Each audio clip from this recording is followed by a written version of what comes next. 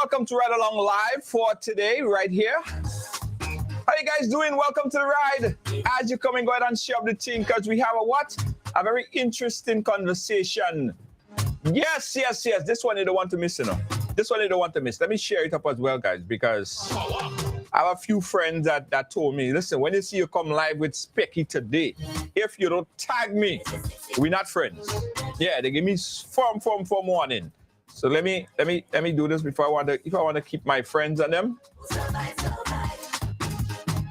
In the meantime, guys, do like I'm doing right now. If you're a good friend, share the program right now, because this is going to be an exciting conversation. I'm being a good friend. I'm being a good friend, guys. I'm being a good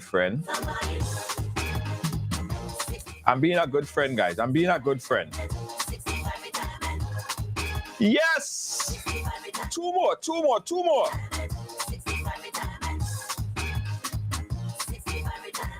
Hey, how you doing, Isha? How you doing, Shirley? Mavis, Kibbs, how you doing? Big up yourself. Nice. Share the program quick, like I'm doing right now. Boom. All right. David Salfali. Big up yourself, David Salfali. Guys, today, as we promised on Ridealong Live, we have a man that probably won every single competition, almost every single competition in Grenada. Yeah, almost every single competition in Grenada thus far.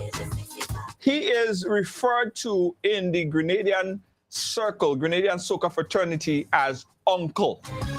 Yeah. And today we're going to have a historical conversation. We're also going to have a conversation that is happening. It's like the elephant in the room, but we don't scared to deal with it, because a lot of people, for some reason, looking at this artist and for somehow thinking that he should retire. And he heard those calls, guys. He heard those calls. And he decided this year, 2023, he's going to come back in competition and answer your question. And Elimus Gilbert, the inspector, also have some word for the newer guys, younger guys on the block. Full conversation here, guys, with the man himself, the hitman, Hurricane Raja Elimus Gilbert. I hope I don't miss none of them. Hurricane Raja Gilbert, hitman inspector. Welcome to the ride. How you doing, my brother? Thank you very much. Are you hearing me? Yeah, I'm hearing you just fine. All right. Thank you very much, and greetings to all the viewers around the world. And thanks for having me. And you know that I'm also a fan of Ridealong, because I always tune in. Appreciate that, man. Appreciate that. And let me say, full disclosure, guys, me and Specky is real good friends, right? We chat all the time, we vibe all the time, we talk about good stuff, we talk about controversial stuff, but we remain close friends, no matter what. Very good friends, and I appreciate the friendship, Specky, over the years. And you have to tell them sometime after the program, you go call me, what you think? What you think about the competition? What you think? Or I go call you and I go say, Junior, that's a good idea for your program next week. People don't know that, but they know now. They know now.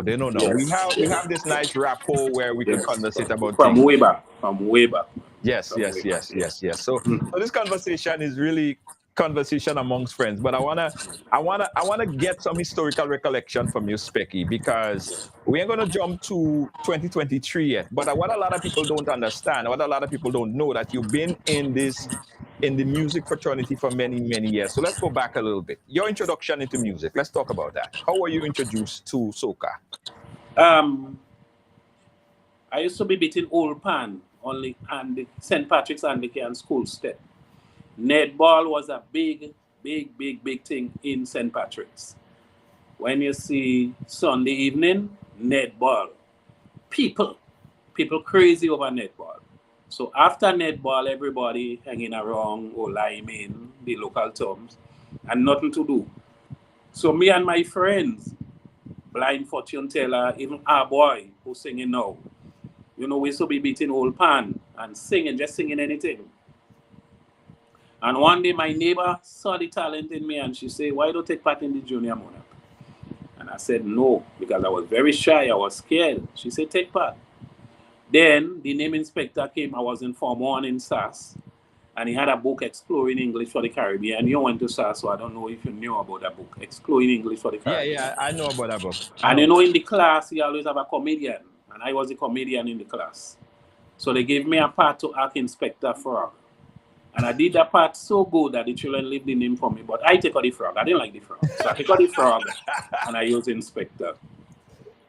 And one year I heard that the Carib Calypso tent, led by Lady Cinti, the mother of the great Lonnie Spark and Electrify and the Praying Mantis, wanted artists in the tent. And I went and I gave my name. And they'll say a word for the night. If you interview them, they will tell you that. I went and rehearsed. And don't say a word for the night. I'm mashing up the Calypso tent, and after that, don't say a word for the night. Sometimes when they announce, coming on stage now, Inspector, and the crowd get wild, a backstage slipping. You understand? And my start was in 1985. But I also had an interest in Calypso. Like anything you do, you have to love it. I just always tell people that. I will give a quick example. When I was in Form 1, I said that many times before, I heard that the Black Wizard and the African Tailor was coming to perform. And I stayed back to look at them. The little money I had in my pocket for lunch, I paid to go and see African Tailor. I used to travel with a boss, Alan Packer, big boat boss, by the month. Yeah?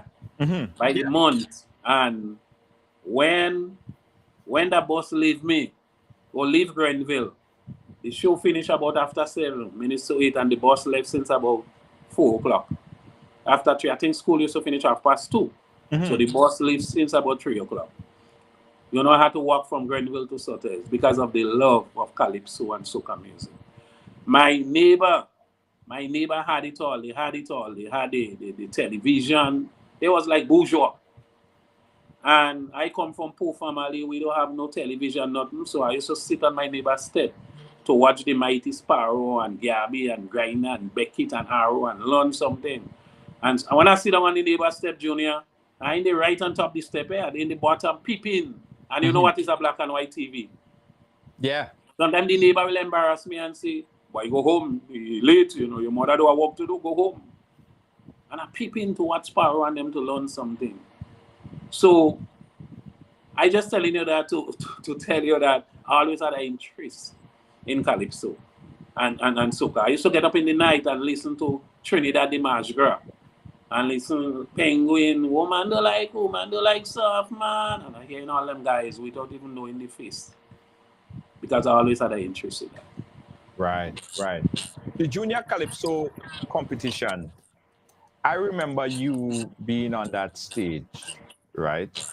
And I was on that stage too, way after you, because I always was in love with Calypso and Soca music, but that's a different story.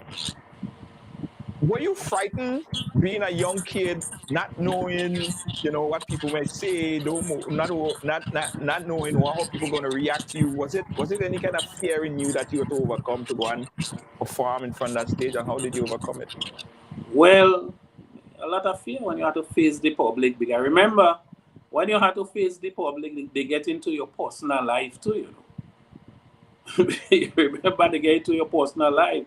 They look for anything to put you down. You know, they look for anything. But I was frightened, but I was fearless because this is what I wanted to do. This is what I wanted to do. And the thing about my talent that not all, but the majority of Grenadians show me love in the beginning. The majority, Junior. Sometimes I will perform, and when I don't sing, no other artist can come after me.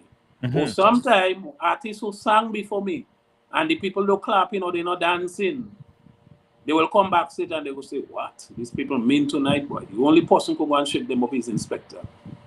I get that all my life.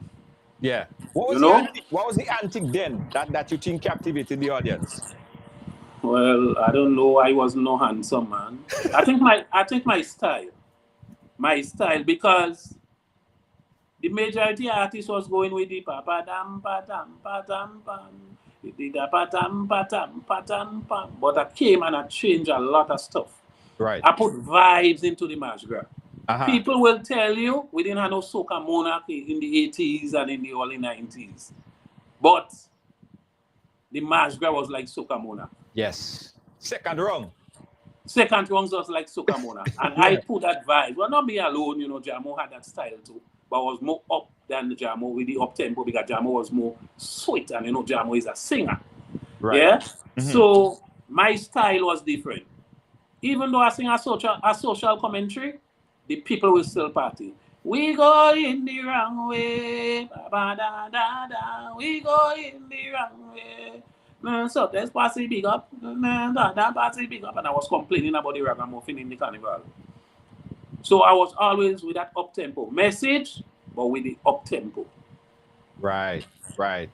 What would you say was some of the, when you look at Calypso now, I know we kind of jump in the gun a little bit, right? And let's not look at now. Let's look at the changes that you saw from 1985, from the time you sing dance up on to the early 90s. What changes did you see? Immediate changes in the soca, in the Calypso in general?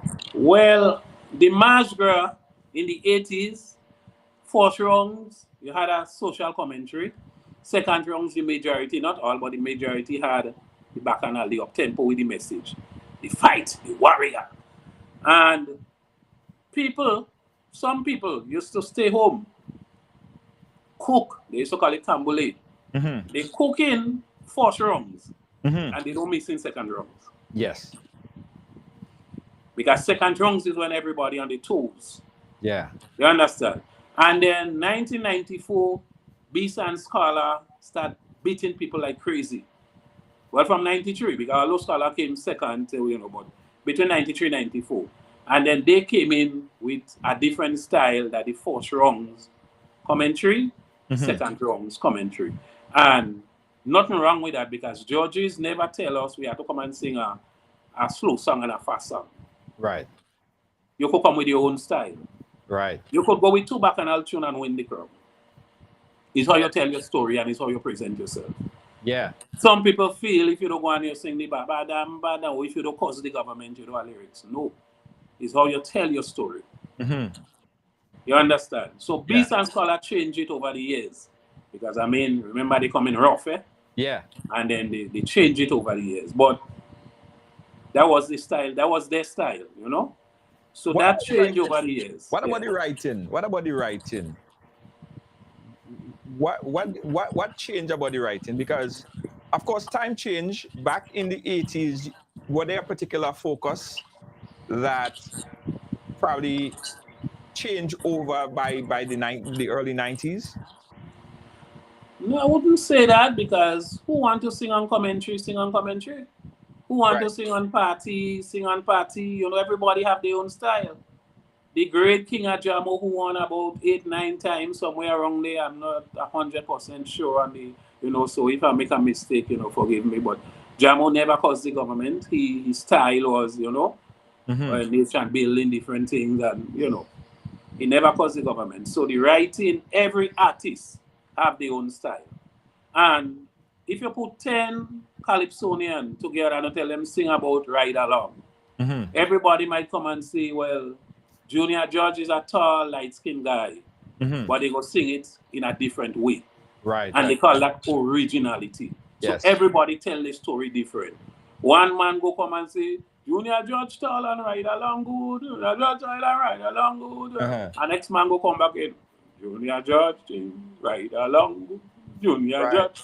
Right, you understand? Yeah. And every artist just think their style is the best style and their style is the right way. And that does be the problem because everyone think the story and the way they tell the story, them is the best. Just like if you put every artist to judge themselves, they crown in themselves. Yeah.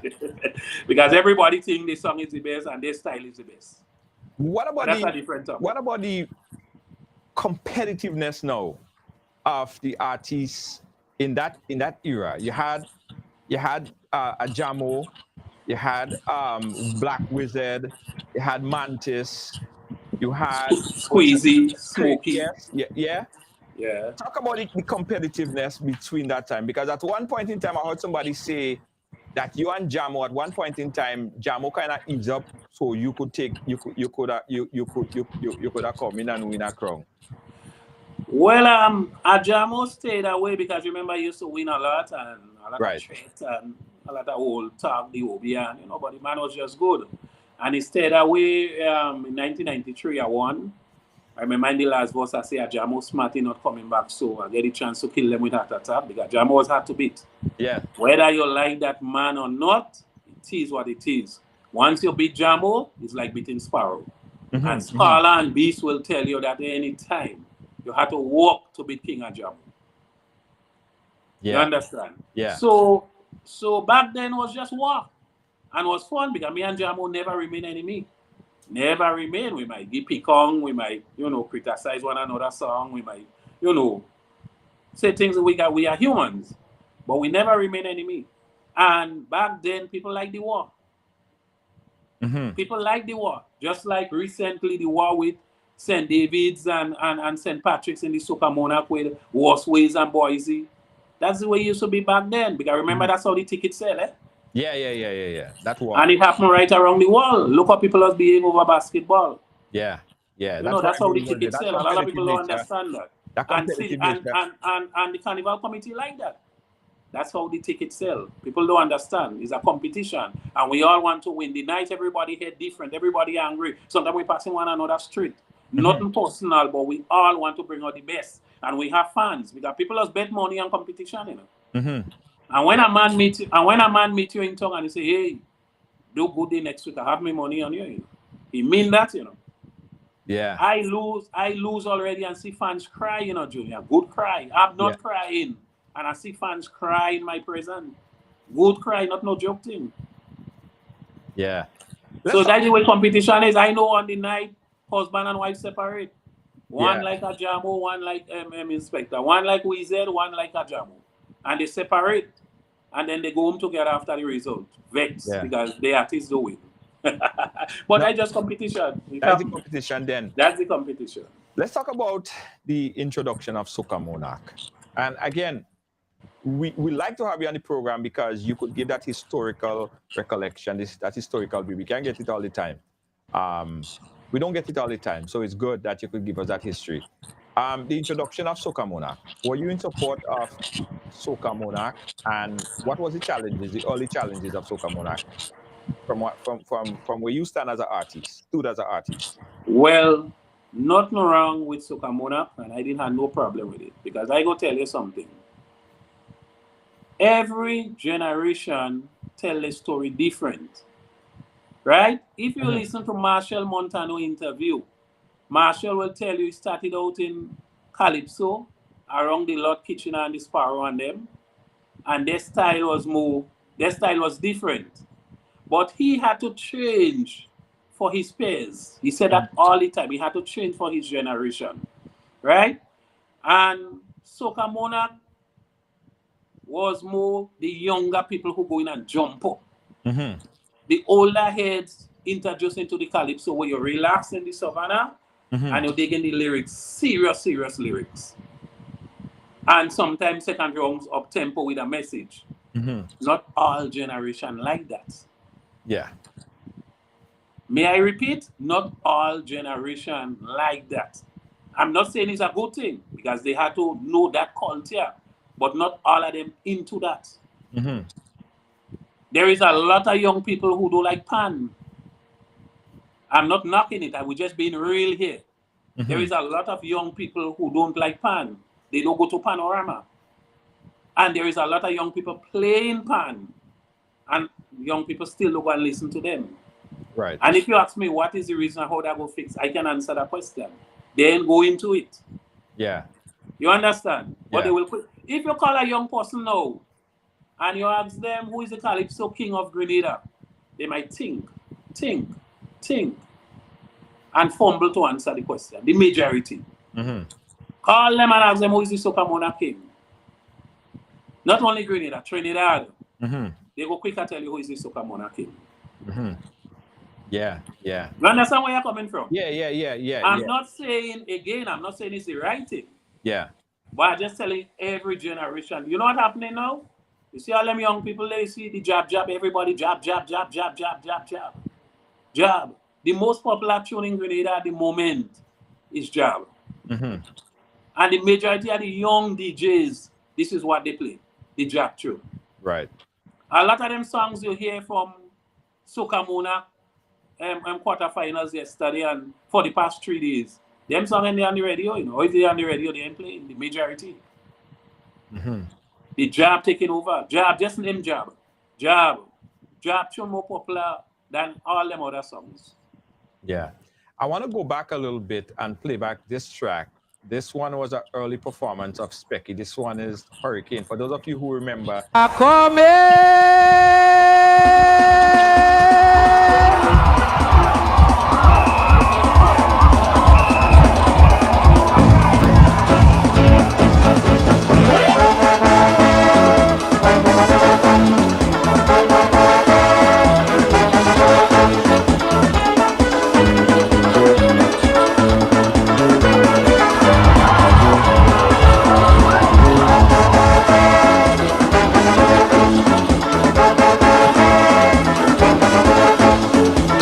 People keep on telling me, don't come in competition no more, cause they getting fed up with the result of the mass grass show. Every year is same thing, like they holding something against me. Entertaining a foreign country, forget them and the monarchy. But I tell them I win everything already, and tonight I could do it again. Inspector, don't surrender easy. So I come in back like a hurricane. My people, don't get me wrong, they can keep a good man down. You have to be very strong to fight this struggle. You cannot sit down and cry. You have to hold your head high. This is what I'm born to do. My fans don't feel blue. I want in them all in. Coming like a hurricane. No result can stop me. Soca hurricane. Tell them critics louder. Coming like a hurricane. They go hear the thunder. Soca hurricane. When I done, they go have to call my name, because I don't play no kind of game. Anybody trying to keep me down, tell them inspector say they have it wrong.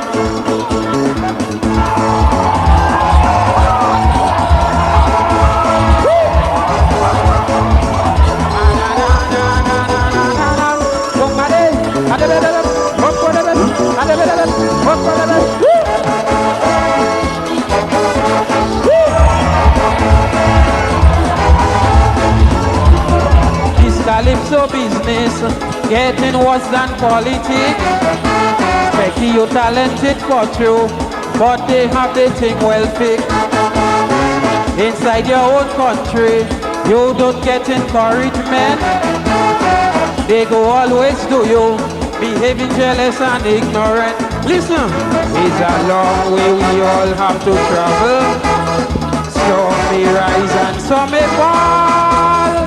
Have some faith and no evil. Them things cannot hold me back at all. They go always in my face, cause I'm staying in the race, and I am in for the top. I will never give up, and I win and never quit. Always coming back for it. I have to watch with my goal, fire in the soul. Don't get too nervous. I shake Grenville, Soca hurricane. Don't tell me calm down, coming like a hurricane. I hope Queen's back strong, Soca hurricane. Spreading news all over, coming back. Cause I hate when they keep me in the dark. On the television and radio, they must make time and let the public know.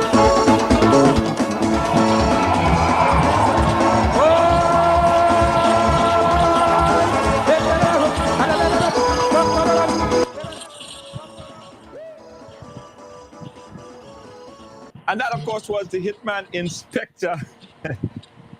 Specky, you know, a lot of people that's watching the program, they remember those days as if it was yesterday. Tell us about this performance, Hurricane, in the back then it was a Queen's Park. Yes, and I did saying to myself, you know, I write that song Under Pressure. And artists write good songs under pressure. I will tell you that. I won the crown in 1989. In 1990, I lost to Ajamo. 1991, Ajamo again. 1992, Ajamo again. And I came fifth. I came fifth 1990, fifth 1991, fifth 1992. And I decided, no. One year I went to Miami for Carnival. Myself, Troy Garvey, and the late Carl Wilson, John Carl, was hanging out in Miami. Remember Hurricane Gilbert? Yeah. Passed through Jamaica. They had a hurricane in Miami about a month before Carnival. I think that hurricane was Andrew, if I don't lie. And everybody had jerseys marked, I survived Hurricane Andrew. Then when I look at that, I say, Troy, what about Hurricane Gilbert, boy? Because Hurricane Gilbert had passed through Jamaica. Remember Wild Gilbert? Yeah. Troy said that's a good idea. And I went back to New York and I put pen and paper together. And I want to tell you something, Junior. All my good songs, or all them songs people consider classics, I composed them. I sing some nonsense in my life already, I will admit that. But when I decide to put pen and paper together, I'm a dangerous man. And that night performing, I also scored the lowest in Simmons in the semifinals. I barely made the finals in a junior. Mm-hmm. I scored the lowest in Simmons and I was very upset because I find Hurricane is a very good song. And how come I scored so low? I was mad, I was upset. I tell the fans I'm not taking part. Mm-hmm. I remember the whole country, everybody was talking about that. You know? And I just decided, boy, I had to go out there and do what I have to do. Yeah, so I perform under pressure and I also compose under pressure. And under pressure, I bring out the best in an artist. And any great artist will tell you that. Yeah. We're chatting here with Elymus Gilbert, the inspector. I just got some word from the folks that's watching that the live is ticking. I'm not sure why, but let's see if it clears up shortly. Guys, if you're hearing this, if you're hearing this and you're on the live, I want you to just give us a thumbs up because we got some word from some of you guys are watching that some of the live is sticking. All right, it's supposed to be. Internet is everything is good on our end unless Facebook having a little bit of an issue which they were having earlier today. So let me know if you guys hearing this. Let me know if you guys seen this. Give us a quick thumbs up. Give us a quick thumbs up, guys, if you're hearing. If you're hearing and if you did. In fact, let's take a quick commercial break and sort out the internet situation, and we'll be right back. Don't move. You're watching Ridealong Live.